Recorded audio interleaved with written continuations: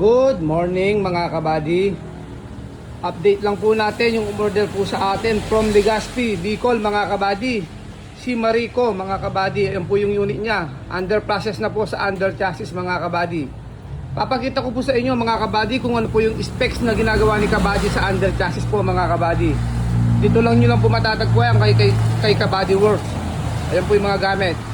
I-explain ko po sa inyo ng individual each po kung ano po yung mga linalagay po namin dito sa under chassis po.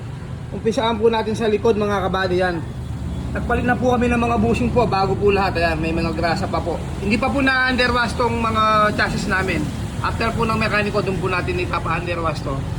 And then mga welye po, nag-add na rin po kami ng welye. Yan, ganyan po sila kakapal mga welye po. Kahit hindi nyo po sabihin yan, automatic po kay Kabady Works. Mag-add po tayo ng welye, left and right mga kabady. Ganyan po tayo dito kay Kabady Works, kumpleto po lahat.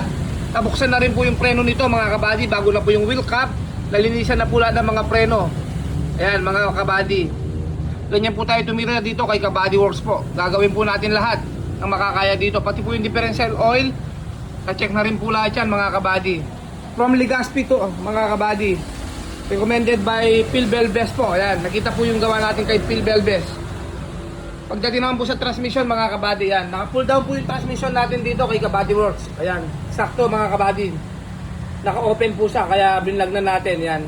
Lahat po ng mga order po, lahat ganyan po yung ginagawa dito kay Kabady Works po. Nililinis po namin yung buong transmission po. Ayan. Puro bago po lahat ang nilalagay po namin dito, Kabady Works. Papakita ko po sa inyo. Tignan nyo naman pati yung transmission sa loob mga kabady. Dati puro lining po yung kulay, wala po kayong makikita dyan. Kulay itim po yan. Tignan nyo naman po pagkakalinis ng transmission mga kabady. Napakalinis po bago po namin install. Hindi lang basta-basta kami maglalagay ng mga lining. Pinapalinis ko po na maayos yan mga kabady. Ito po yung mga specs na install natin sa transmission. Puro brand new to mga kabady. Bago po yung clutch lining. Ayan mga kabady oh. Ayan, clutch disc bago po. Pressure plate, bago po yan mga kabady. Clutch fork, bago din po yan. Release bearing, bago din po yan mga kabady.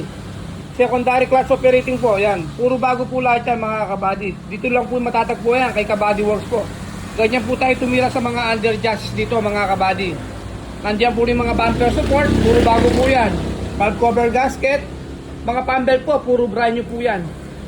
Isa po sa power steering, dalawa po sa alternator. Puro brand new po ang gamit natin dito. I-replace ko po yung mga old pambel po para wala pong kaberya to mga kabady. Mga brake pad po, ayan.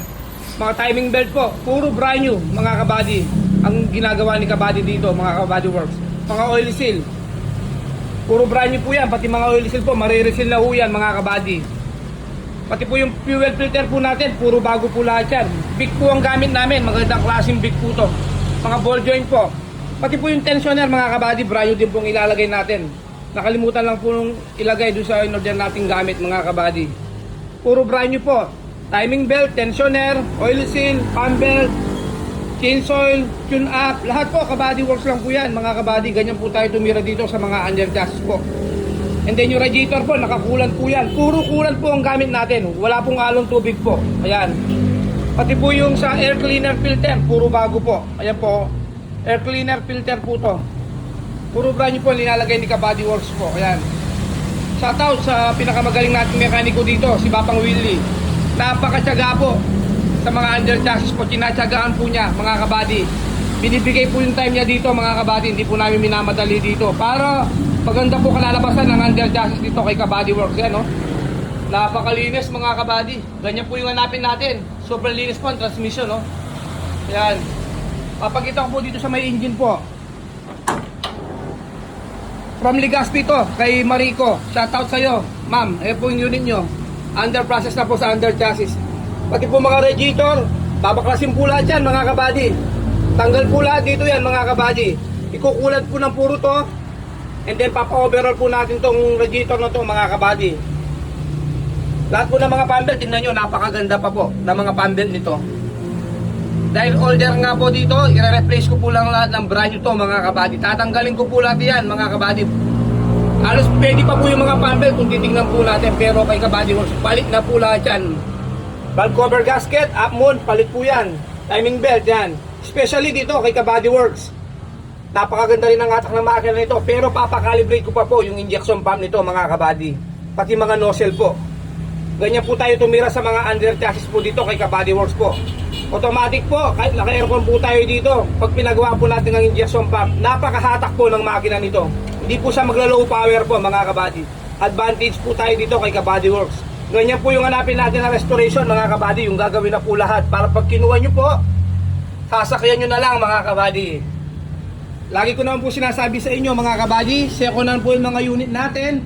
Pero gagawin ang best ni Kabady Works para sa ikakaganda at sa takbo ng mga makina nito mga kabady. Ayusin po natin lahat. Ayan, lagi ko pong in-explain sa mga viewers po natin. Maraming salamat Boss Phil Belbes sa pagrekomenda po kay Kabady Works. Ayan, from Legazpi, Bicol to mga kabady. Nakikita yung mga trabaho po natin dito kung gaano sila kalinis, ka-quality sa under chassis po. True online lang po to ang pag-order ni Marico mga kabady. Hindi po kami nag-meet nung may-ari nito. Actually, hindi pa po. Nag-online banking lang po to. Deposit lang po. Ayan. Yan po yung unit niya. Under process sa under chassis po. Maraming salamat po sa lahat po na nagtitiwala kay Kabady Works. Mga magtitiwala pa po.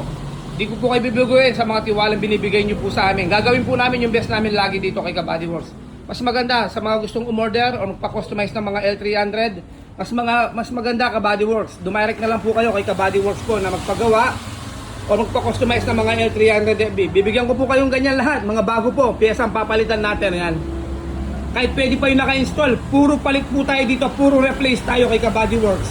Ganyan po tayo dito kay Kabady Works po. Halos palit po lahat mga ginagawa sa pang-under chassis po. Maraming salamat po. Good morning po everyone.